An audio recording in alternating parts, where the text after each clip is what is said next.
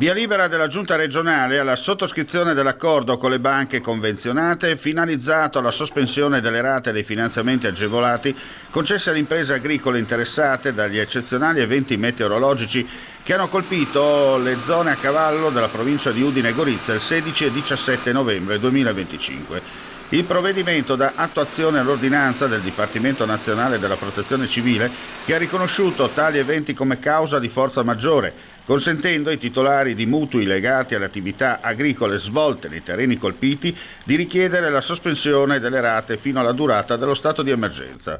L'accordo riguarderà i finanziamenti erogati attraverso il Fondo di rotazione regionale per il settore agricolo e consentirà la sospensione delle rate in scadenza al 30 giugno e al 31 dicembre 2026, con il conseguente slittamento dei piani di ammortamento per un periodo corrispondente alla sospensione concessa. È stata una delle cose che abbiamo chiesto già da subito dopo l'evento catastrofale. Chiaramente c'erano i tempi tecnici che la Regione aveva necessità per mettere in atto questa agevolazione, che sicuramente è veramente utile.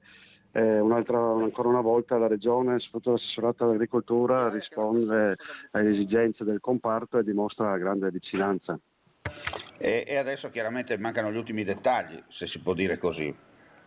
Sì, no, io penso che poi era impossibile attivarla già da subito, si aveva chiesto già ad esempio per le scadenze di dicembre 2025, però chiaramente c'è tutta una serie di documentazioni e iter da rispettare e devo dire che aver fatto per tutto l'anno, quindi per quest'anno, dare questo sollievo alle aziende colpite è sicuramente una grande cosa, molto positiva.